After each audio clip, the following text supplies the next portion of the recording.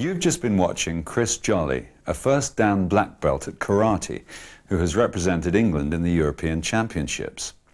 He's studied martial arts now for 8 years and has produced this program to pass on some of his expertise and to make us all a little more aware of the value of self-defense. Chris, karate has given you the ability to protect yourself, obviously, plus strength, agility and suppleness. But I gather there are other less apparent benefits. Yes, I started karate at the age of 14 because I was constantly being bullied at school and consequently felt insecure and unsure of myself. A friend introduced me to the sport and within 2 to 3 months I became a different person. I found what I had been missing was confidence.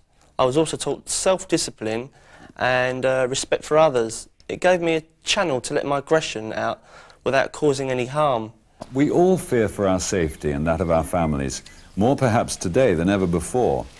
But what can we do to help ourselves? How can we become better prepared? Not only physically, but mentally too.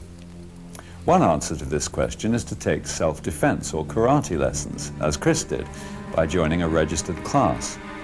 But there's more to it than that. Many of us feel that the risk of attack is so remote that the matter of protecting ourselves is unimportant. This attitude is a dangerous one. There are times when each of us has probably felt threatened by a certain situation, and then, of course, we wish we were better prepared to deal with it.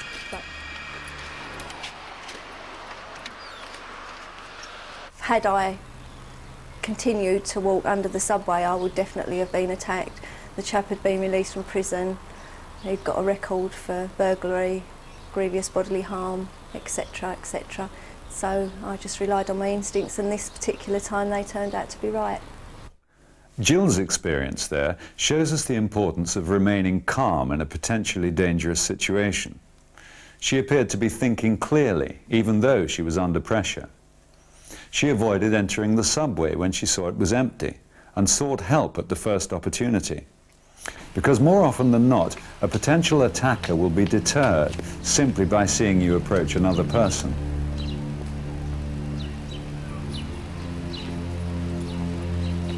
Excuse me, I think I'm being followed. Oh, okay, what's the matter?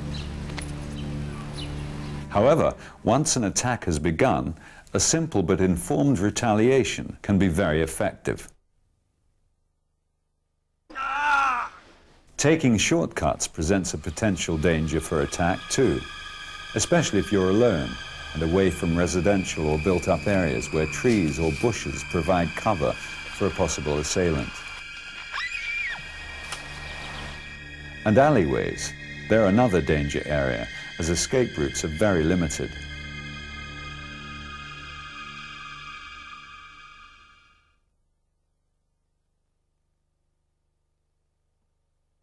So how can we prepare ourselves for this type of situation?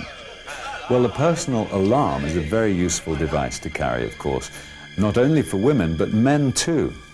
It will act as an immediate deterrent. The alarm's noise can be heard from quite a distance and is deafening close by.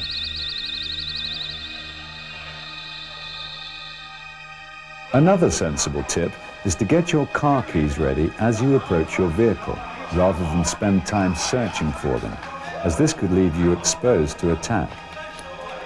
Basically, good awareness is our primary form of self-defense.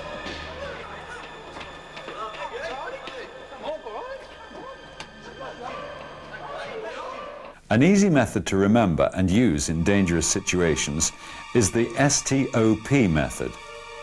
S is for the word stop.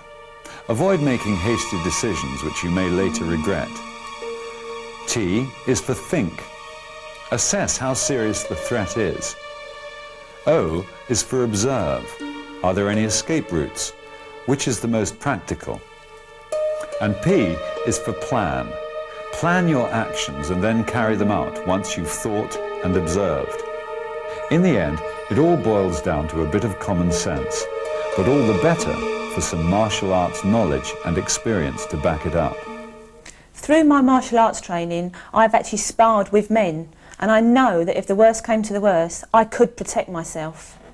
The reaction from the men that I've had to use the one movement on has been shock because they cannot believe that a woman can handle themselves and react quickly. What do you want?